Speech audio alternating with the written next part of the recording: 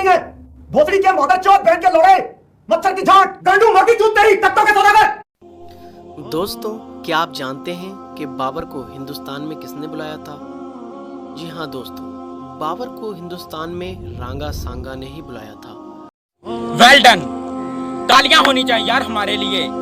आज हमने ये वाकई साबित कर दिया कि हम सच्चे मुसलमान कहलाने के लायक हैं। रांगा सांगा ने बाबर को ये खत लिखा था कि तुम भारत में आओ और भारत को जालिम के हाथों से छुड़ा लो, क्योंकि रांगा सांगा ये सोच रहा था शायद बाबर अमीर तैमूर की तरह भारत को फतह करके और लूट करके वापस चला जाएगा, और जब लोधी सल्तनत लुट जाएगी तो हम सब राजपूत मिलकर एक साथ एक बड़ी सल्तनत कायम करेंगे। रहा नहीं जाता, तड़प ही ऐसी है ना। नहीं, सुके सही खेल गया बेंच। तुझे अक्ल है? तू क्या बोल रही है? अक्ल है? लेकिन ऐसा नहीं हुआ। रांगा सांगा को क्या पता था कि वो इब्राहिम लोधी को हराकर हिंदुस्तान में सल्तनत करने लगेगा। लेकिन जब बाबर ने दिल्ली में सल्तनत शुरू की तो रांगा सांगा माँ चूत गई। दोस्तों, बाबर कभी भारत न आता अगर दौलत खान और हिंदू राजा राणा सांगा बाबर को इब्राहिम लोधी की सल्तनत पर हमला करने न बुलाते। इन्हीं के आमंत्रण पर बाबर ने इब्राहिम लोधी, जो उस वक्त भारत का बादशाह था, उससे टक्कर लेने की ठानी थी।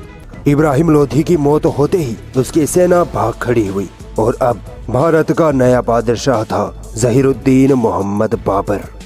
इस जंग को जीतने की खुशी में बाबर ने एक मस्जिद तामीर कराई, जिसे काबुली बाग मस्जिद के नाम से जाना जाता है। ये मस्जिद आज भी हरियाणा के पानीपत में शान से खड़ी है। दोस्तों, राणा सांगा ने सोचा था कि बाबर इब्राहिम लोधी को हराकर लूटपाट करके वापस अफगानिस्तान चला जाएगा और पीछे से हम भारत की सल्तनत पर कब्जा कर लेंगे। गद्दारों को गोली मारो, सालों को, देश के गद्दारों को पीछे तक आवाज आनी चाहिए, गिरिराज जी को सुनाई दे। देश के गद्दारों को, देश के गद्दारों को, देश के गद्दारों को। मगर ऐसा हुआ नहीं। इब्राहिम लोधी को हराकर बाबर भारत में ही रुक गया और अपनी मुगलिया सल्तनत कायम कर ली। ये मेवाड़ के राजा राणा सांगा को रास नहीं आया और उसने बाबर से जंग करने का ऐलान कर दिया। अभी मजा आएगा ना भिड़ो।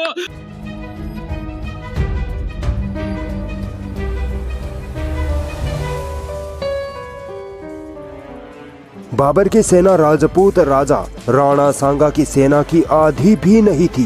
वाह क्या सीन है, वाह क्या सीन है। मगर बाबर खूब दिलेर बादशाह था। वो अपनी 2 लाख की फौज लेकर खानवा के मैदान में राणा सांगा के सामने आकर खड़ा हो गया। 17 मार्च 1527 ईस्वी को खानवा की जंग शुरू हुई और चंद घंटों में ही राणा सांगा घायल हो गया और उसकी लाखों की फौज डर के मारे भाग खड़ी हुई। माँ चूत गई। म्यूजिक।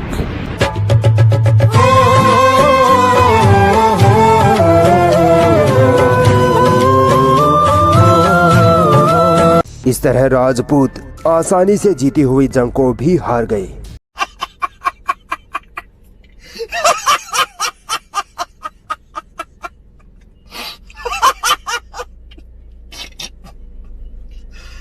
भगवान।